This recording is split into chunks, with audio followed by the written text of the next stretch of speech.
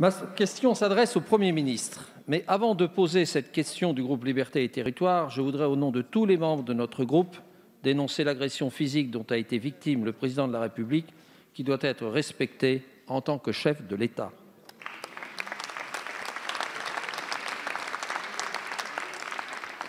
Monsieur le Premier ministre, depuis plusieurs jours, nous voyons l'exécutif multiplier les ballons d'essai sur la réforme des retraites. Cette grande réforme, promise par Emmanuel Macron, semblait enterrée depuis le premier confinement. Soyons honnêtes, dès le départ, celle-ci était vouée à l'échec. D'ailleurs, le président de la République lui-même a reconnu que cette réforme, je cite, était très ambitieuse, extrêmement complexe et du coup porteuse d'inquiétudes.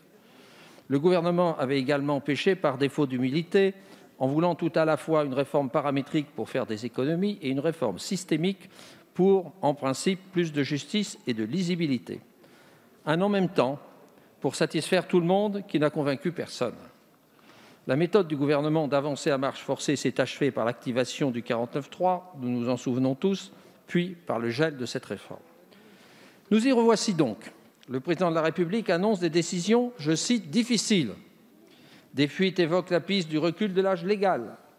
Un rapport du Conseil d'orientation des retraites prévoit un déficit de 18 milliards d'euros en 2020 et le retour à l'équilibre n'est envisagé au plus tôt qu'en 2030. Face à cette situation, les messages sont contradictoires. Les intentions ne sont pas claires. La majorité et le gouvernement semblent bien divisés sur l'opportunité de mener à bien cette réforme, sur son calendrier, sur l'opportunité de l'allier à la réforme de la dépendance, tant de fois reportée. Ma question, Monsieur le Premier ministre, est donc toute simple. Allez-vous réformer jusqu'au dernier quart d'heure ? Quel scénario envisagez-vous ? Comptez-vous y associer pleinement cette fois-ci les partenaires sociaux ? Et l'incertitude et le flou doivent cesser. Monsieur le Premier ministre, clarifiez vos intentions. La parole est à Madame Elisabeth Borne, ministre du Travail, de l'Emploi et de l'Insertion. Merci, Monsieur le Président, Mesdames et Messieurs les députés. Monsieur le député Charles de Courson. Alors, comme vous l'avez rappelé, le Conseil d'orientation des retraites est en train de remettre son rapport, comme il le fait chaque année, pour présenter la situation de notre système de retraite. Et il était particulièrement important d'avoir ces analyses dans le contexte inédit créé par la crise sanitaire. Ce diagnostic est du reste partagé au sein du corps avec l'ensemble des parties prenantes, notamment les partenaires sociaux. Sans surprise, la crise a eu un fort impact sur le système des retraites, avec un déficit estimé à 18 milliards d'euros en 2020.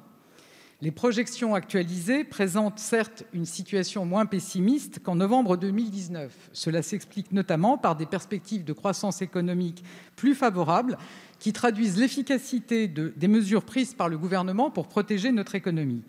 Néanmoins, nos régimes de retraite restent structurellement déficitaires dans les prochaines décennies. Or, l'équilibre des régimes de retraite est indispensable au rétablissement de la confiance des Français dans notre système de retraite par répartition et à la préservation du niveau des pensions dans la durée. Il sera dès lors nécessaire de trouver les leviers pour ramener le système à l'équilibre. Au-delà de cet enjeu financier, les questions de justice et de lisibilité de nos régimes de retraite restent entières. Nous le savons, le système actuel pénalise les salariés qui ont des carrières hachées ou des temps partiels souvent subis, au premier rang desquels les femmes. Il convient également de mieux gérer les fins de carrière en prévenant l'usure professionnelle et en encourageant les reconversions tout au long de la vie. Cela confirme la nécessité de rendre notre système de retraite plus juste, plus lisible et plus équilibré. C'est tout le sens de la phase d'écoute voulue par le Président de la République pour entendre les Français, les forces politiques et les partenaires sociaux. Donc je suis sûr, Monsieur le député, que vous aurez à cœur d'y participer. Madame la ministre, avec 4 secondes. Madame la ministre, votre réponse est formidable puisque je ne sais pas plus avant qu'après. Merci, Monsieur le député.